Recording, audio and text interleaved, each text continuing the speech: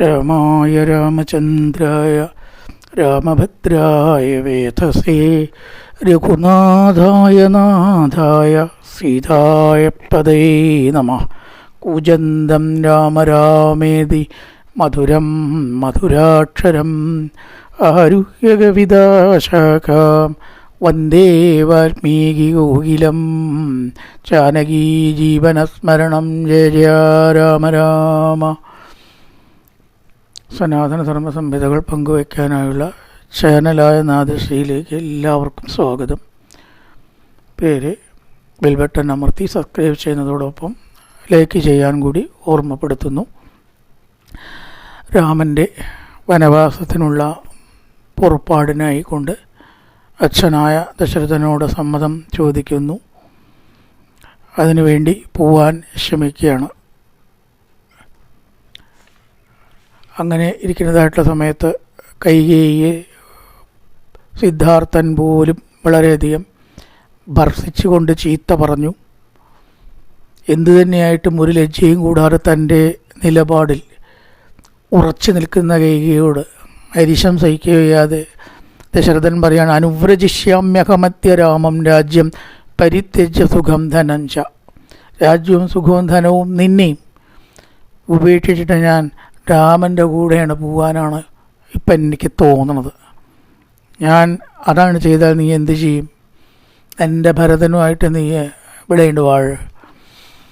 ഇതൊന്നും ഗൗനിക്കാതെ കൈകേയി തൻ്റെ നിലപാടിൽ ഉറച്ചു നിന്നപ്പോൾ വനവാസത്തിനായുള്ള അകമ്പടികളെല്ലാം വരട്ടെ എന്ന് ദശരഥൻ ആജ്ഞാപിക്കുകയാണ്. ചതുരംഗപ്പടയോട് കൂടിയിട്ട് രാമൻ കാട്ടിലേക്ക് പോട്ടെ. കാട്ടിലല്ലേ ഇതൊന്നും പാടില്ലാത്തുള്ളൂ, കാട് വരെ ഇതൊക്കെ രാമൻ അർഹതപ്പെട്ടതാണ്. അവിടെ ചതുരംഗപ്പടയും കുതിരയും ആനയും കാര്യങ്ങളും എല്ലാം രാമനെ അനുഗമിക്കട്ടെ എന്ന് ദശരഥൻ ആജ്ഞാപിച്ചു. ജനം വളരെയധികം ഇതെല്ലാം ഉറ്റുനോക്കിക്കൊണ്ടിരിക്കുകയാണ്. ഈ സമയത്ത് രാജകീയ വസ്ത്രങ്ങൾ ഉപേക്ഷിച്ചിട്ട് രാമൻ വൽക്കലങ്ങളും ചീരം എന്ന് പറഞ്ഞാൽ സംസ്കൃതത്തിൽ ഈ ജടാവൽക്കലങ്ങൾ, താപസവേഷം ഒക്കെ ധരിക്കാൻ വേണ്ടിയുള്ള പുറപ്പാടാണ്. അപ്പം ചതുരംഗപ്പടയും അകമ്പടിയും വേണം എന്ന് ദശരഥൻ പറഞ്ഞപ്പോൾ രാമൻ ചോദിച്ചു, എന്തിനാണ് അച്ഛാ അതൊക്കെ? യോഗിതത്വാദിപശ്രേഷ്ഠം കക്ഷ്യായാങ്കുരുതേ മന. ഒരാൾ അവൻ്റെ കയ്യിലുള്ള ആനയെ ഉപേക്ഷിച്ചാൽ പിന്നെ ആന തിന്നുന്ന തീറ്റയോ പട്ടയോ അന്വേഷിച്ച് പോകലുണ്ടോ? കക്ഷിയായാം എന്ന് പറഞ്ഞാൽ എന്താണെന്ന് ശരിക്കും സംസ്കൃതത്തിൽ നോക്കിയിട്ട് കിട്ടിയിട്ടില്ല. എന്തായാലും തീറ്റയാവാം. ആനയെ കൊണ്ടുപോയാൽ പട്ട അന്വേഷിച്ച് പോകുമോ? എന്തായാലും ആനയോട് ബന്ധപ്പെട്ടൊരു കാര്യമാണ് കക്ഷിയായാം ഗുരുദേവന. അതിൽ മനസ്സ് ആരെങ്കിലും വെക്കുമോ? പിന്നെ അടുത്തൊരു രജ്ജു സ്നേഹേന കിം എന്നും പറഞ്ഞു. ആനയുടെ കയറിക്ക് വേണം എന്നാരെങ്കിലും പറയുമോ? ആന നഷ്ടപ്പെടുന്ന ഒരു സന്ദർഭത്തിൽ ആനയുടെ കയറോ അതുമായിട്ട് ബന്ധപ്പെട്ട വസ്തുക്കളോ ആരെങ്കിലും വേണം എന്ന് പറയുമോ? അതുകൊണ്ട് രാജ്യവും സർവവും ഉപേക്ഷിച്ച് എനിക്ക് എന്തിനാണ് അച്ഛാ ഇനിയിപ്പോൾ ഒരു അകമ്പടി എന്ന് ഭഗവാൻ ചുവക്കിയാണ്. തഥാമേ സദാം ശ്രേഷ്ഠ ദ്വിജിന്യാകിം ജഗൽപദേ. ആ സൈന്യം അല്ലയോ രാജൻ എനിക്ക് എന്തിനാണ്? ഇനിയിപ്പോൾ എനിക്ക് വേണ്ടത് എന്താ അറിയോ? ഒരു കൊട്ടയും കൈക്കോട്ടുമാണ്. എന്തെങ്കിലുമൊക്കെ പഴങ്ങൾ പറിച്ചിടാൻ വേണ്ടിയിട്ടോ മണ്ണ് എന്തെങ്കിലുമൊക്കെ കുറച്ച് കളയ്ക്കാനോ. ഖനി ത്രപിടകേ ചോഭേ. ഖനിത്രം കൈക്കോട്ട്, കൊട്ട, ഇതൊക്കെയാണ് കാട്ടിൽ എനിക്കിനി വേണ്ടത്. വഴിയൊക്കെ ഉണ്ടാക്കാനാണ് ഈ കൈക്കോട്ട്. വേണ്ടി വന്ന വെട്ടാനുള്ള ചെറിയ ആയുധങ്ങളോ കൈക്കോട്ടോ പഴം പറിച്ചിടാനുള്ള കൊട്ടയോ എന്തെങ്കിലും ആവശ്യം അങ്ങനെയൊക്കെ വേണ്ടു. വേറൊന്നും ഇപ്പോൾ എനിക്ക് ആവശ്യമില്ല എന്ന് പറഞ്ഞ് ഭഗവാൻ വസ്ത്രം മാറ്റി എന്ന് പറയാണ്. സചീരേ പുരുഷവ്യാഘ്ര കൈകേയ പ്രതിഗൃഹ്യതേ. കൊണ്ടേ കൊടുക്കാൻ കൈകേയി. ദാ കാട്ടിലത്തെ വസ്ത്രവും മരവരി ഉടുത്തോളൂ രാമ. ഒരു മടിയും കൂടാണ്ട് അങ്ങനെ കൊടുത്തു എന്ന് പറയാണ്. ലോല വസ്ത്രങ്ങൾ ഭഗവാൻ അഴിച്ചു വെച്ചു. പട്ടുവസ്ത്രങ്ങളെ വേണ്ട അഴിച്ചു വെച്ച് മുനിക്ക് ചേർന്നതായിട്ടുള്ള മുനി വസ്ത്രങ്ങൾ, മുനി വസ്ത്രാണ്യവസ്ഥ, മുനി വസ്ത്രങ്ങളൊക്കെ ധരിക്കുകയും ചെയ്തു. അനന്തരം സീത ഈ വസ്ത്രങ്ങൾ കയ്യിലെടുത്തു.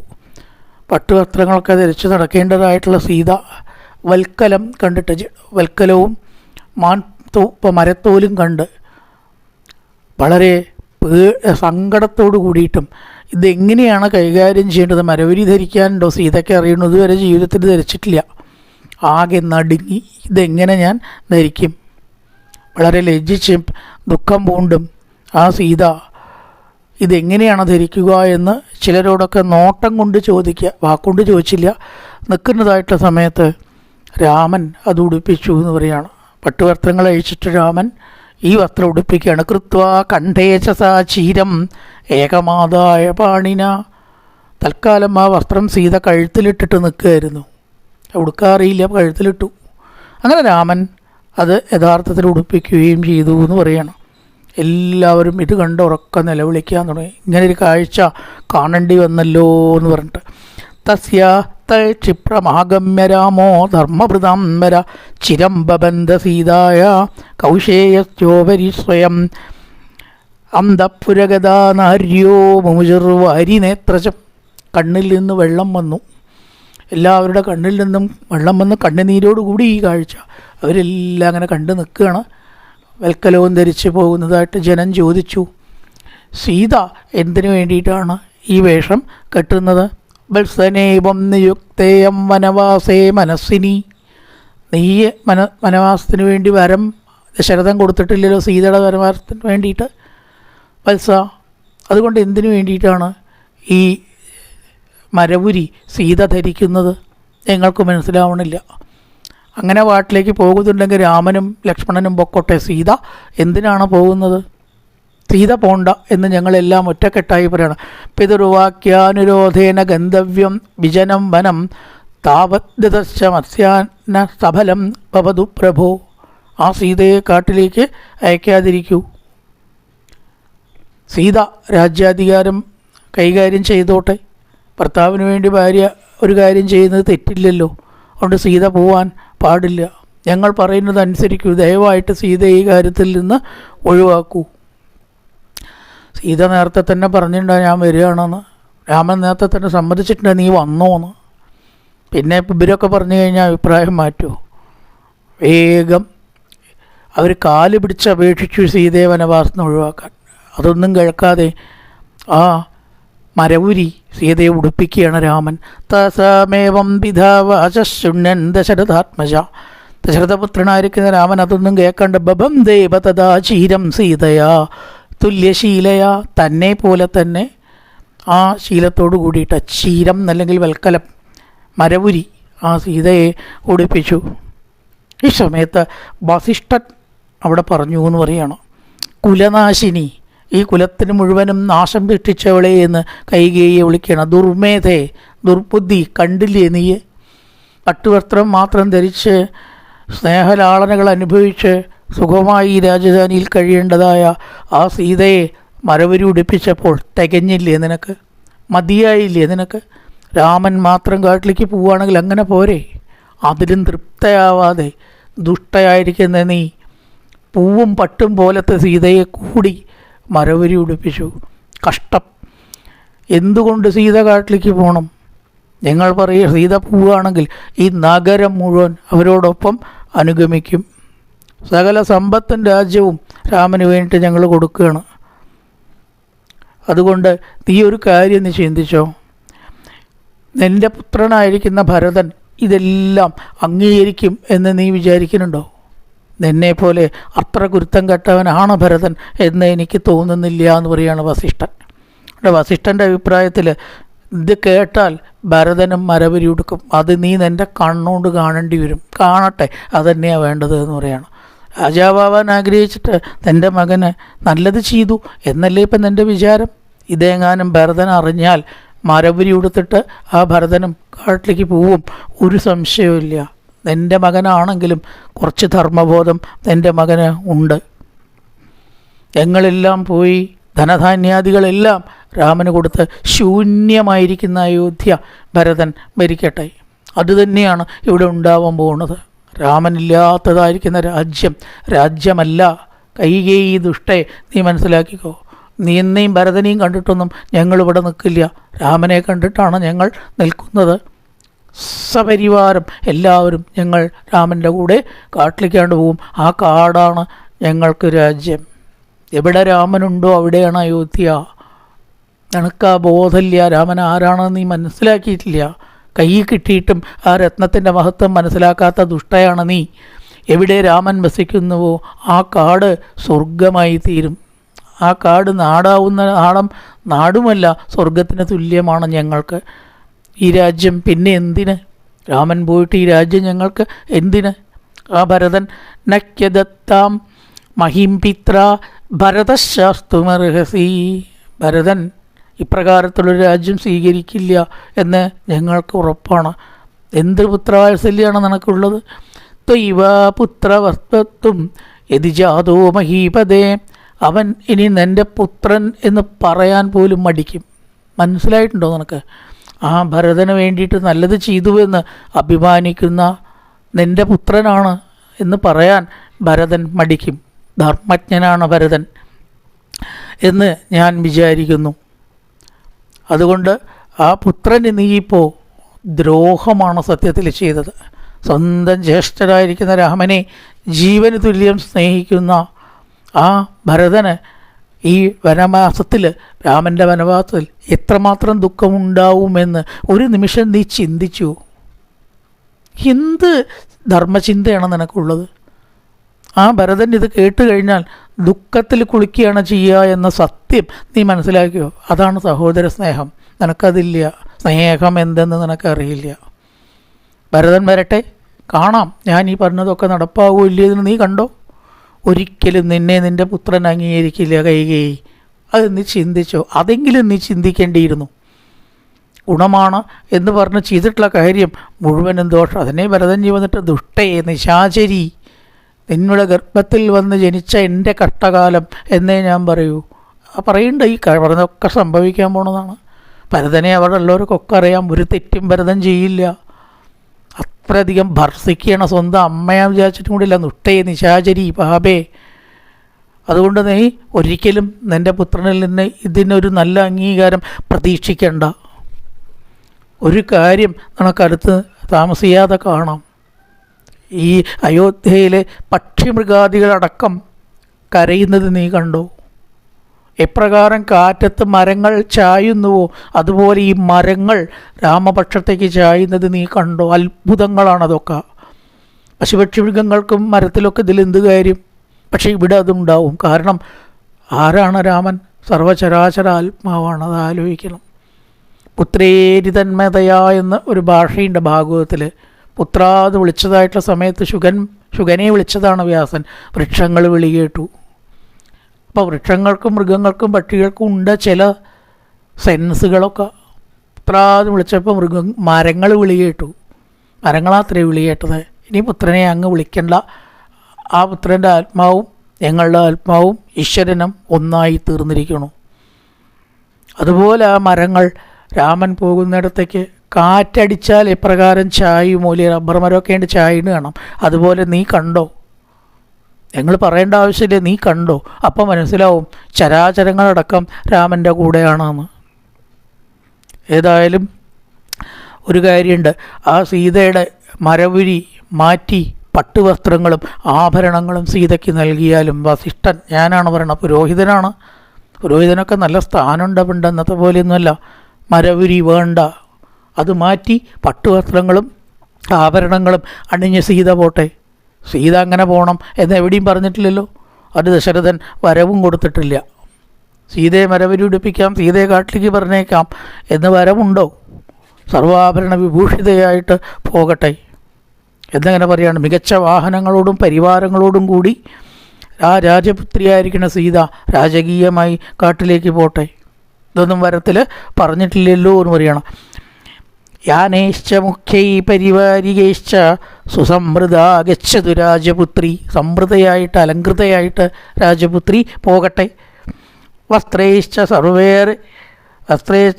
സർവേർ സഹിതേർ വിധാനേ. സർവ്വ ആഭരണങ്ങളോടും വസ്ത്രങ്ങളോടും കൂടി നേയം പ്രദാതേ വരസംപ്രദാനെ. വരം കൊടുത്തപ്പോൾ ഇതൊന്നും അതിൽ പറഞ്ഞിട്ടില്ലല്ലോ.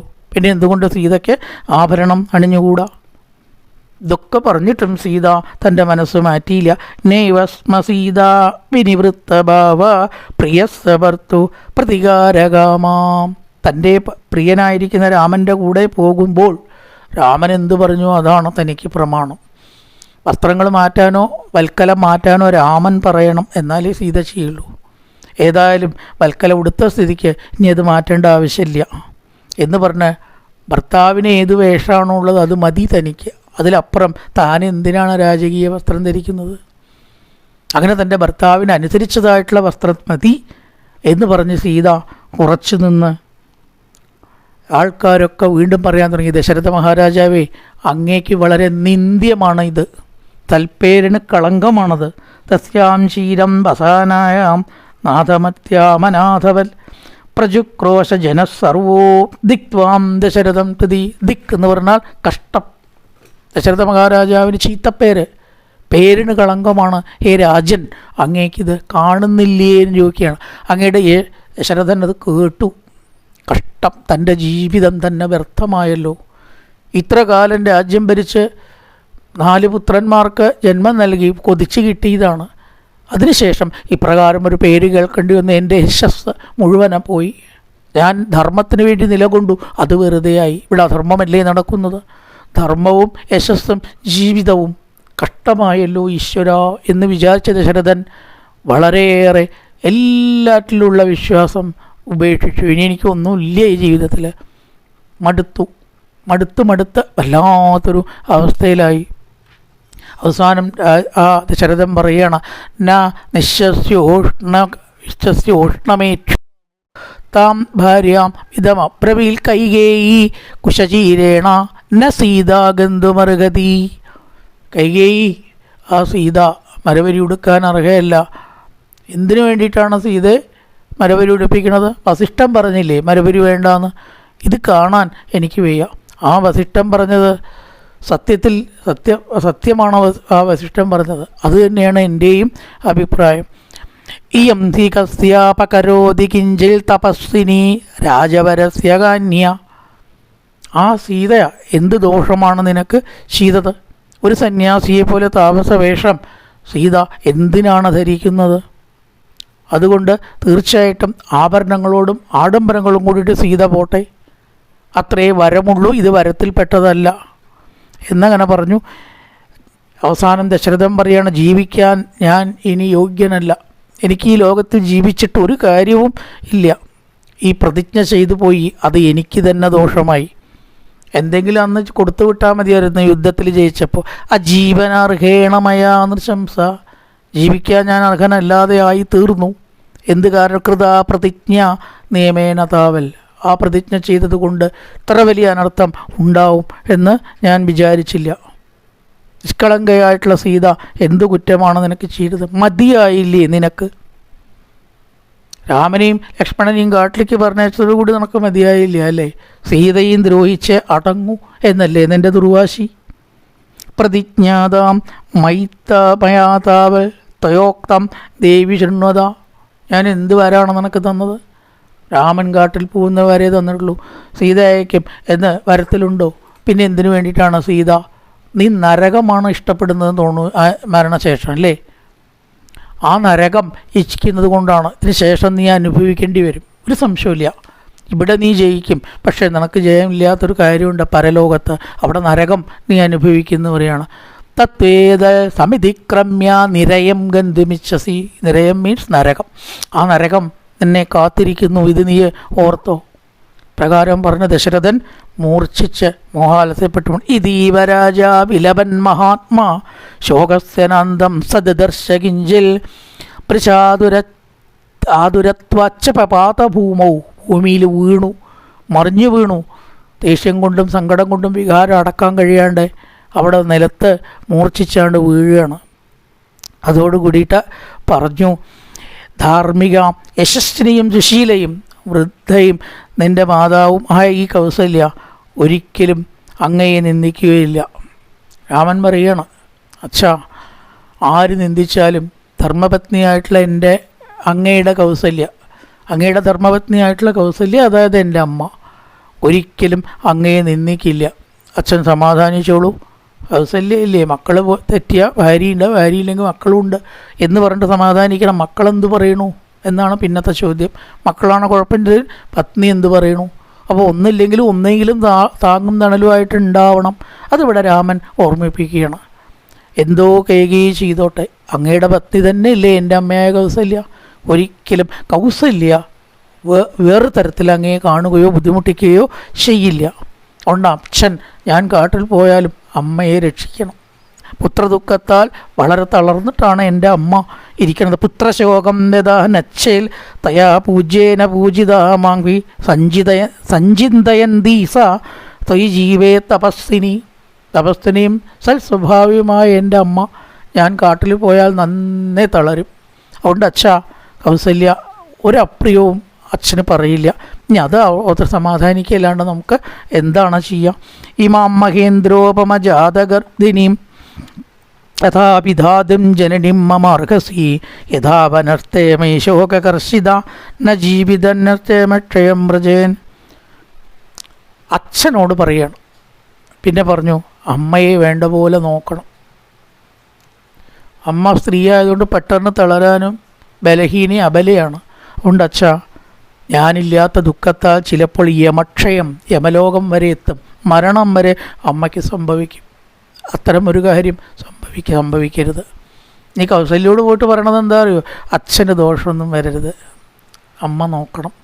അമ്മയ്ക്ക് ദോഷമൊന്നും വരരുത്, അച്ഛൻ നോക്കണം. ഇത്ര കർത്തവ്യബോധമാണ്. നോക്കൂ, അടുത്ത സർഗത്തിൽ ഇനി പറയേണ്ടത്, അമ്മേ അച്ഛനെ ദുഃഖിപ്പിക്കരുത്, അച്ഛന് താങ്ങും തണലുമായിട്ട് നിൽക്കണം. ഇവിടെ പറഞ്ഞു, അച്ഛാ അമ്മയ്ക്ക് താങ്ങും തണലുമായിട്ട് അച്ഛനേ ഉള്ളൂ. ഇനി അച്ഛനേ ഉള്ളൂ. ഭരതനെ ആശ്രയിച്ചിട്ട് കാര്യമുണ്ടോ? ഭരതൻ വേറെ സ്ഥാനത്തായി പോയില്ലേ? ഞാനാണെച്ചാൽ കാട്ടിലേക്ക് പോയി, ലക്ഷ്മണനും ഇല്ല. അതുകൊണ്ട് ഇനി ആരേ ഉള്ളൂ? അമ്മയ്ക്ക് അച്ഛനേ ഉള്ളൂ. അതുകൊണ്ട് അച്ഛാ ആ അമ്മയെ ദുഃഖിപ്പിക്കരുത് എന്ന് പറഞ്ഞിട്ട് ആ സർഗ്ഗാണ്ട് അവസാനിക്കുകയാണ്. ഇനി കൗസല്യയുടെ അടുത്ത് പോകുന്നുണ്ട്, അച്ഛനെ നോക്കണം എന്നും പറയണം. അപ്പോൾ രണ്ടാളോടും തിരിച്ചും മറിച്ചും ഉപദേശിക്കുമ്പോൾ അതെങ്കിലും ഒരാശ്വാസമാവട്ടെ. രാമൻ പോയ ദുഃഖത്തിനത് പകരൊന്നും ആവില്ലെങ്കിലും ഇനി അടുത്തതായിട്ട് കൗസല്യ കൊടുക്കുന്നതായ ഉപദേശം, കൗസല്യയുടെ യാത്ര പറയുന്ന രംഗങ്ങളൊക്കെയാണ്. പൂർവൻ രാമതപോവനാധിഗമനം മത്വാ മൃഗങ്കാഞ്ചനം വൈദേഹീകരണം ജടായുമരണം സുഗ്രീവ സംഭാഷണം ബാലീനിഗ്രഗണന്തമുത്തരണം ലങ്കാപുരീദാഹനം പശ്ചാത് രാവണ കുംഭകർണനിധനം ഏതസ്യ രാമായണം രാമായ രാമചന്ദ്രായ രാമഭദ്രായ വേതസേ രഘുനാഥായ നാഥായ സീതായ പതയേ നമഃ. ഓം പൂർണ്ണമദ പൂർണ്ണമിദം പൂർണ്ണാത് പൂർണ്ണമുദച്യതേ പൂർണ്ണസ്യ പൂർണ്ണമാദായ പൂർണ്ണമേവാവശിഷ്യതേ. ഓം ശാന്തി ശാന്തി ശാന്തി. ഹരി ഓം ശ്രീ ഗുരുഭ്യോ നമഃ. ഹരി ഓം.